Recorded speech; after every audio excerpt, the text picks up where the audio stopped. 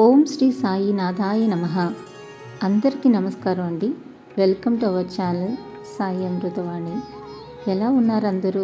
ప్రతి ఒక్కరూ షిరిడీ సాయినాథుని ఆశీస్సులతో సుఖ సంతోషాలతో బాగుండాలని మనస్ఫూర్తిగా కోరుకుంటున్నాను. ఈరోజు బాబాగారు మనకి అందిస్తున్న సందేశం గురించి తెలియజేస్తున్నాను.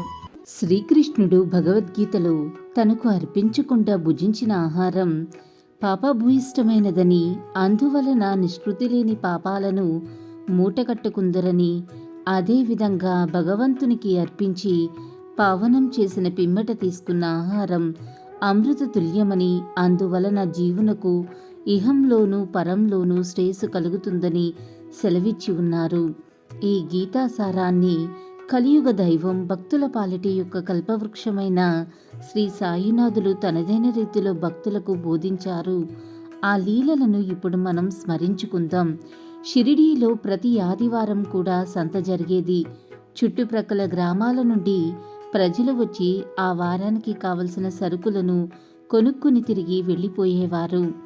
వెళ్లే ముందు వారు మసీదుకు వచ్చి సాయిని దర్శించుకోవటం ఒక అలవాటు.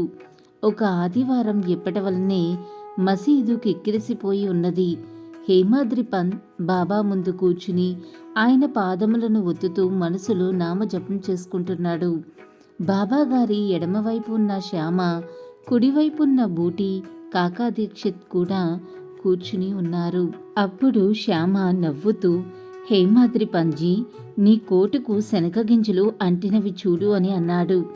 అంతేకాక హేమాద్రి పంత్ చొక్కా చేతులను తట్టగా కొన్ని శనగల గింజలు రాలిపడ్డాయి. హేమాద్రి పంత్ వెంటనే తన చేతులను ముందుగా చాచగా మరికొన్ని శనగల గింజలు రాలిపడ్డాయి. ఈ సంఘటనకు అందరూ ఆశ్చర్యపడ్డారు.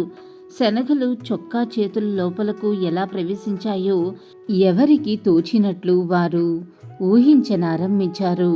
అప్పుడు శ్రీ సాయి కల్పించుకుని ఆ హేమడి పంతుకు తాను తిన్నప్పుడు ఇంకా ఎవ్వరికీ పెట్టని దుర్గుణం ఉన్నది. ఈరోజు సంతలో శనగలు కొని తానొక్కడే తింటూ ఇక్కడికి వచ్చాడు అని అన్నారు. సాయి మాటలకు హేమడి పంత్ ఒకంత ఆశ్చర్యపడి, బాబా, నేనెప్పుడూ దేనిని ఒంటరిగా తిని ఎరగను. ఈ రోజు దాకా షిరిడీలోనూ సంత ఎక్కడ జరుగుతుందో కూడా నాకు తెలియదు. ఈ రోజు కూడా నేను సంతకు వెళ్ళలేదు. అయినప్పుడు నేను శనగలు ఎలా కొని ఉండగలను? నా దగ్గర ఏ వస్తువైనా ఉన్నప్పుడు దానిని దగ్గర ఉన్నవారికి పంచి ఇవ్వకుండా నేనొక్కడిని తినే అలవాటు నాకు లేదు. అటువంటప్పుడు ఈ దుర్గుణమును అభాండమును ఎలా నాపై మోపెదవు అని అడిగాడు. అప్పుడు సాయి చిరునవ్వుతో, బావు దగ్గర ఉన్నప్పుడు ఇంకొకరికి పంచి ఇస్తావు, కానీ ఎవ్వరూ లేనప్పుడు ఏం చేస్తావు? తినేటప్పుడు కనీసం నన్ను స్మరిస్తావా? నేనెల్లప్పుడూ నీ చెంతలేనా? నీవేదైనా తినేటప్పుడు నాకు నీవు అర్పిస్తున్నావా? ఆ మాటలకు హేమడ్ పంత్ ముఖం చిన్నబోయింది. బాబా మాటల్లోనే అర్థం అక్కడ కూర్చున్న వారందరికీ అవగతమై అందరికీ అజ్ఞానం పటాపంచలయ్యి జ్ఞానోదయం అయ్యింది. హేమడ్ పంత్ శనగలు తినుటున ఆసరాగా చేసుకుని శ్రీ సాయి ఒక అద్భుతమైన అపూర్వమైన బోధను చేశారు.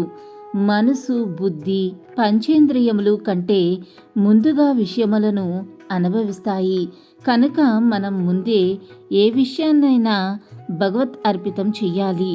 అప్పుడు మనకు ఆ విషయములందు అభిమానం అదృశ్యమైపోతుంది. విషయములను అనుభవించే ముందు బాబా మన చెంతనే ఉన్నట్లు భావించినచో ఆ వస్తువును మనం అనుభవించవచ్చునా లేదా అన్న ప్రశ్న ఉదయించి తద్వారా వైరాగ్యం, వివేకము ఉదయిస్తాయి. ఆధ్యాత్మిక జీవితంలో ఇది ఒక ముఖ్యమైన మైలురాయి. మనము మన సద్గురువును లేదా ఇష్ట దైవమును స్మరించినదే ఏ పనిని చెయ్యరాదు. మనసును ఈ విధంగా క్రమశిక్షణతో ఉంచినట్లయితే శీఘ్రమే ఆ సద్గురువు యొక్క అపూర్వమైన అద్భుతమైన కరుణా కటాక్షాలకు పాత్రులము అవుతాము. శ్రీ సాయి చేసిన ఈ బోధనామృతమును మనసారా వంటబట్టించుకుని భక్తులందరూ కూడా తమ తమ ఇళ్లకు తిరిగి వెళ్లారు. సర్వం శ్రీ షిరిడి సాయినాథార్పణమస్తు. అల్లా మాలిక్, అల్లా అచ్చా కరేగా. ఓం సాయిరామ్. ఇలాగే బాబా గారి సందేశం రోజు వినాలి అనుకుంటే మన ఛానల్ని సబ్స్క్రైబ్ చేసుకుని సపోర్ట్ చేయండి. అంతవరకు సర్వే జన సుఖినో భవంతు. Thanks for watching.